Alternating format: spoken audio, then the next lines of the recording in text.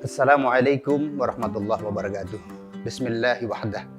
Assalatu wassalamu ala rasulillah Sayyidina wa habibina wa syafi'ina wa qudwatina wa qurrati ayunina wa maulana Muhammadin sallallahu alaihi wasallam nabiyil ummah wa ala alihi wa ashabihi wa mawalah la haula wa la quwata illa billah ma ba'da. Pemirsa PNV Channel yang dimuliakan Allah, alhamdulillah kalau Ramadan dibagi dalam 3 tahapan. Inna fi Ramadan awwaluhu rahmatun wa awsatuhu maghfiratun wa akhiruhu idqun minan nar. Sungguh Ramadan itu permulaannya adalah rahmat, wa awsatuhu maghfirah, dan pertengahannya adalah ampunan, wa akhiruhu idqun minan nar, dan 10 hari yang ketiga adalah pembebasan dari neraka. Artinya apa? Usai kita menjalankan puasa bulan Ramadan, maka kita bersama-sama akan mendapatkan bonus besar yang bernama Idqun minan nar. Dan setelah itu kita masuk pada Hari Raya Idul Fitri. Hari Raya Idul Fitri orang Jawa biasa menyebut dengan istilah Lebaran. Ada Lebaran, ada Luberan, ada Laburan. Tentu ini menjadi menarik kalau kita bicara Idul Fitri di dalam kerangka Islam Nusantara, Islam yang dibawa oleh para wali. 3 istilah tadi, Lebaran, Laburan, Luberan. Kemudian pada Idul Fitri juga di dalam Islam Nusantara dikenalkan dengan gambar dengan logo, ada kupat, ada lepet, ada beduk. Ini semua mengandung makna yang dalam sesungguhnya bagaimana memahami agama tetapi dengan menggunakan simbol-simbol yang mudah diterima oleh masyarakat. Istilah beduk misalnya, menurut cerita beduk itu adalah personifikasi dari labeting waduk. Labet itu bekas, waduk itu perut. Asar daripada perut ini identik dengan puasa itu sendiri, asar daripada puasa. Semestinya orang berpuasa ini harus memiliki asar, menghasilkan asar yang itu akan bermanfaat ketika ia sudah selesai menjalankan ibadah puasa. Apa asarnya? La'allakum tattaqun. Asar dari puasa adalah agar kita semua dengan berpuasa menjadi lebih meningkat kualitas ketakwaannya.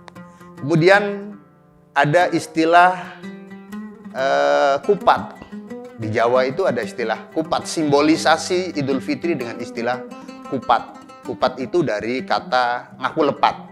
Maka ini sudah menjadi lazim di masyarakat ketika kita sudah sampai pada Idqun minan nar, dibebaskan dari api neraka. Karena dosa-dosa kita sudah mendapatkan awwaluhu rahmah, mendapatkan maghfirah, kita mendapatkan bonus akhir yang bernama Idqun minan nar, terbebas dari api neraka. Terbebas dari api neraka karena kita sudah mendapatkan pengampunan dari Allah Subhanahu wa taala. Nah, apakah pengampunan dari Allah itu mencukupkan segalanya?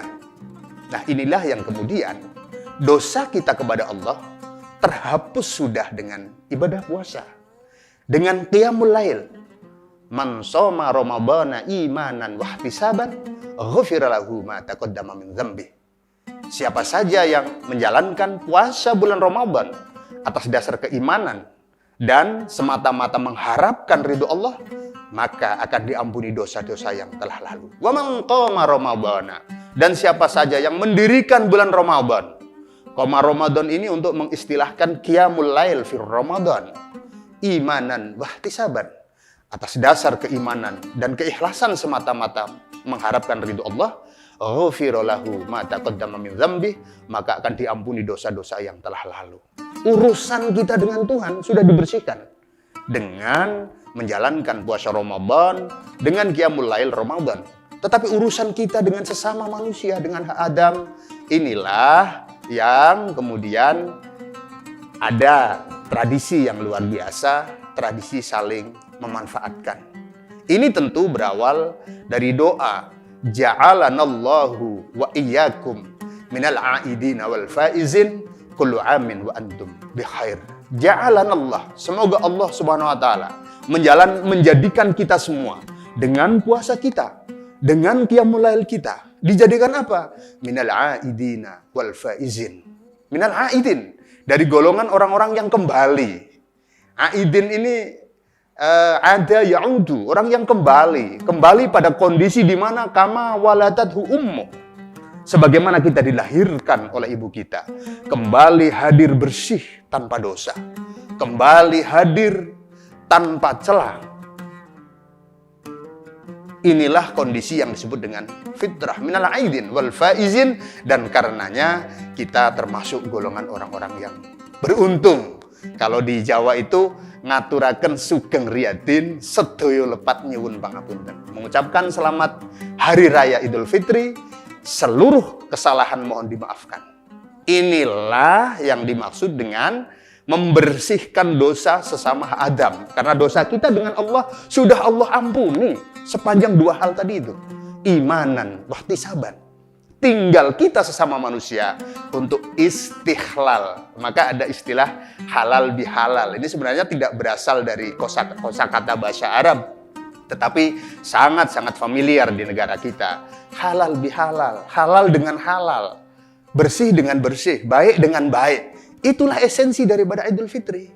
Jadi tidak usah diperdebatkan, karena ada yang bermasalahkan. Yang namanya mengucapkan ucapan Idul Fitri itu harus dengan ja'alanallahu wa iyyakum minal aidin wal faizin. Kalau tidak seperti itu tidak sah. Tidak.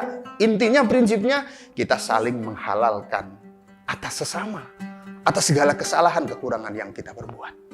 Ini yang di dalam dimensi kejawan disebut dengan laburan. Jadi ada lebaran. Lebaran itu batas akhir. Puasa itu kan selama bulan Ramadan, 29 atau 30 hari. Selesai puasa, harus lebaran, harus selesai puasanya. Selesailah. Karena Idul Fitri haram untuk berpuasa. La yasihu as-saum fi khamsata ayyam. Puasa tidak sah pada 5 hari. Salah satunya adalah fi yaumil idain, pada hari 2 Idul Id ini. Sudah lebar. Di samping lebar dalam pengertian kedua adalah lepas. Lepas apa? Dosa kita kepada Allah lepas. Dosa kita kepada sesama, saling memaafkan. Ini esensi daripada lebaran.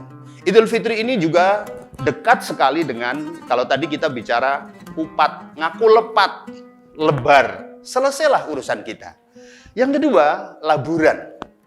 Penting sekali, Ramadan ini memberikan asar berupa laburan. Apa? Memberikan efek yang lebih baik lagi, kondisi sebelum dan sesudah puasa. Ada satu gambaran yang dibuat oleh Hujjatul Islam Abi Hamid Muhammad Al-Ghazali tentang puasa ini. Bagaimana contoh puasanya kelompok umum, kelompok khusus, khawas, kelompok spesial, swasil khawas. Ini diibaratkan seperti kita berpuasa ini seperti puasanya, apakah puasanya ular atau puasanya ulat. Ular, dia harus melampaui masa berpuasa. Dia makan, kemudian berhenti makan dan bertapa tidak berpuasa. Selesai berpuasa, apakah akan merubah kebiasaan ular? Sebelum berpuasa, ular biasa menjulur-julurkan lidah, kulitnya seperti itu. Ada apa makanan di depannya dimakan. Setelah berpuasa, kulitnya berganti. Labur, berganti kulit yang baru. Tetapi itu tidak menghilangkan tradisi lama yang sudah dilakukan oleh ular. Puasa seolah tidak memberikan asar apa-apa bagi kehidupannya. Tetapi berbeda. Puasa kelas khawasil khawas, kelompok-kelompok istimewa. Atau puasa kelasnya kelompok khawas. Puasa di mana ia melahirkan batinnya, sam'uhu, pendengarannya, penglihatannya, bahkan hatinya dituntun untuk semata-mata mengharapkan ridha Allah. Maka ia berpuasa seperti ulat. Ulat ketika ia hidup. Ia hidup di pucuk dedaunan, memakan pucuk-pucuk daun, yang itu mengakibatkan terganggunya pertumbuhan pepohonan. Tetapi setelah itu ia berpuasa, masuk di dalam kepompong. Tidak mendengarkan kalimat-kalimat yang tidak baik. Tidak melakukan hal-hal yang tidak baik. Dan ketika selesai ia berpuasa, keluar wujud baru, kupu-kupu yang memberikan keindahan pada dunia ini. Dimanapun ia berada, dimanapun ia singgah, tidak pernah kita dengar kupu-kupu mematahkan dahan, apalagi ranting. Ia hanya hinggap di bebungaan yang indah. Ia ketika hinggap memberikan asar yang baik bagi bunga itu. Bagaimana serbuk sari bisa terjadi pembuahan? Itu pun karena yang dilakukan oleh kupu-kupu. Ini filsafat yang kedua. Laburan. Puasa ini harus menjadikan kita, memberikan asar pada kita berupa asar laburan. Memberikan warna yang baru. Memberikan corak yang baru bagi kehidupannya.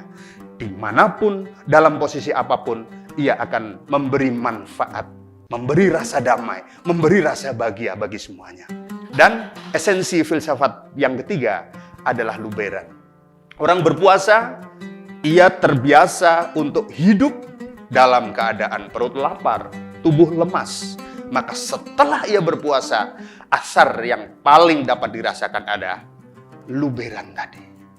Ia akan menjadi orang yang suka berderma, yang tidak ingin melihat orang lain lapar, tidak ingin melihat orang lain menderita, maka apa yang ia punya, apa yang ia miliki, dipersembahkan untuk sesama. Kelihatannya sederhana, tetapi inilah filsafat Jawa berbicara tentang Idul Fitri. Capaian yang dilakukan oleh setiap orang, setiap hamba, setiap mukmin yang sudah melaksanakan puasa. Kupat ada lepet. Lepet itu disilep sing rapet. Orang berpuasa tidak layak karena apa? Setiap kalimat ada pertanggungjawaban. Setiap perbuatan ada aspek pertanggungjawaban. Maka orang yang berpuasa hatinya, berpuasa pikirannya, berpuasa kehidupannya, ia akan menyilap, akan menyimpan segala sesuatu yang tidak baik yang dilakukan oleh sesama maupun oleh dirinya, diganti dengan sesuatu yang baru. Ini saya kira filsafat daripada Idul Fitri, atau orang Jawa bicara Lebaran. Orang bicara Idul Fitri, berbicara Lebaran. Kita mungkin sering melihat ada simbol kupat, ada simbol lepet, ada simbol beduk, dan simbol-simbol yang lain yang ini digunakan sebagai cara bagi para wali untuk menyampaikan dakwah. Janur itu juga penamaan yang dilakukan dalam kerangka bagaimana memahami ajaran agama dengan mudah. Janur itu ja'a nur, ja'a telah datang. Apa yang datang? An-nur datang. An-nur cahaya. Janur ini juga disebut sejatining nur. Orang yang selesai berpuasa, ia telah menerima datangnya An-nur, datangnya Islam, datangnya kebenaran, dan akan melalui hari-harinya setelah di dalam berpuasa ini dengan melakukan sesuatu yang bermanfaat untuk sesama. Khairukum anfa'ukum linnas. Sebaik-baiknya di antara kamu, khairukum anfa'ukum linnas, sebaik-baiknya di antara kamu adalah yang paling bermanfaat untuk manusia. Kiranya Allah Subhanahu wa taala menjadikan kita semua dari kelompok orang-orang yang al-aidin, orang-orang yang kembali kepada fitrah, kembali pada kesucian, kembali pada kondisi kama waladathu ummuh, sebagaimana kita baru saja dilahirkan oleh ibu kita. Karena dosa-dosa kita ini sudah dibakar dengan menjalani ibadah puasa. Puasa Ramadan. Ramadan itu dari kata romidho, artinya panas yang menyengat, yang itu akan menggugurkan dosa-dosa kita. Puasa kita menjadikan kita terbersih dari dosa-dosa kepada Allah. Qiyamul Lail kita menjadikan kita mendapatkan ampunan, maghfir dari Allah, dan disempurnakan lagi dengan kita saling bersalam-salaman, bersilaturahim, bertemu dengan semua orang yang ada di sekitar kita untuk saling bermaaf-maafan. Ini mungkin masih kondisi COVID-19, di mana pemerintah juga menganjurkan untuk tidak mudik, maka manfaatkanlah media yang ada untuk saling memaafkan dengan media sosial. Maka mudah-mudahan itu akan menyempurnakan ibadah puasa kita. Tidak cukup puasa hanya melahirkan lapar dan dahaga, tetapi bagaimana puasa melahirkan asar berupa kepedulian kepada sesama agar tidak ada orang-orang di sekitar kita yang merasakan betapa sakitnya lapar, sakitnya dahaga karena tidak memiliki apa-apa. Terima kasih dan mohon maaf. Wallahul muwaffiq ila aqwamit thoriq. Wassalamualaikum warahmatullahi wabarakatuh.